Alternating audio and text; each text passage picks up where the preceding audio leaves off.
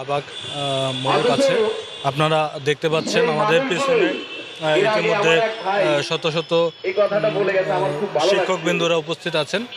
এখানে তারা একটা দাবি নিয়ে এখানে উপস্থিত রয়েছেন। আমরা কথা বলতে চেষ্টা করব।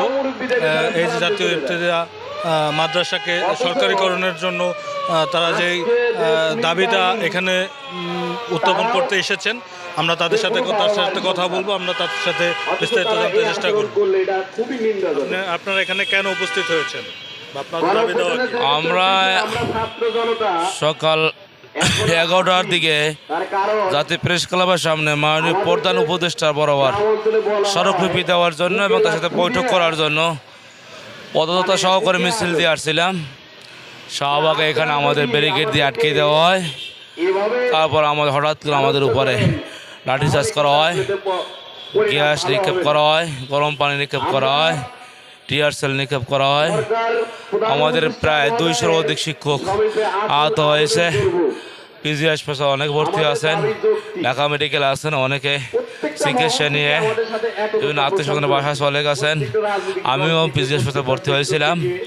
আমাদের এক দফা দাবি, স্বতন্ত্র ইফতেদায়ী মাদ্রাসাকে প্রাথমিক বিদ্যালয়ের ন্যায় জাতীয়করণ ঘোষণা করতে হবে।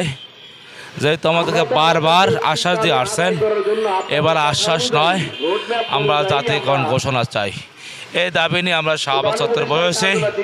আমাদেরকে আজকে আমাদের উপর অত্যাচার জুলুম নিবারণ করার পরেও আমাদেরকে নিয়ে নাটক শুরু করেছে। আমাদেরকে প্রধান উপদেষ্টা কার্যালয় ডেকে নিয়েও আমাদেরকে সেখানে বসে নেই, রাস্তায় বসে প্রধান উপদেষ্টার সচিব এপিএস মহোদয় আমাদের কথা বলে বিদায় দিয়েছেন। এখানে এসে আবার আমাদেরকে শিক্ষা মন্ত্রণালয় ডেকেছেন। যাই দেখি সেখানে শিক্ষা উপদেষ্টা মহোদয় নেই। সেখানে অতিরিক্ত সচিব, যুগ্ম সচিব দুজন ছিলেন। তারা বলতেছেন আমাদের তো সিদ্ধান্ত দেওয়ার ক্ষমতা নেই, আমরা আপনাদের দাবিগুলো যৌক্তিক স্বীকার করি। এই দাবি দেওয়ার বিষয়ে আমরা প্রধান উপদেষ্টা শিক্ষা উপদেষ্টার কাছে বলবো, সচিব মহোদয়ের কাছে বলবো। আমরা বললাম এই সমস্ত নাটক করার জন্য আমাদেরকে শিক্ষকদেরকে, অসুস্থ শিক্ষকদেরকে রাস্তায় পিঠে সই হালাইছে, রক্ত ঝরাইছে, মাথায় আঘাত করছে। সেখান থেকে আমাদেরকে ডেকে আনছেন মন্ত্রণালয়। যদি কিছু সিদ্ধান্ত নাই নিতে পারেন তাহলে ডেকে আনলেন কেন? ডাকার উদ্দেশ্য কি? এই সমস্ত নাটক বন্ধ করুন, দ্রুত আমাদের সিদ্ধান্ত দিন। হয় জাতীয়করণ ইফতেদায়ী মাদ্রাসা হবে, না হয় ইফতেদায়ী শিক্ষকরা জীবন রাজপথে বিলীন করে দেবে। জাতীয়করণের ঘোষণার বিকল্প কোনো চিন্তা আমাদের মাথায় নাই।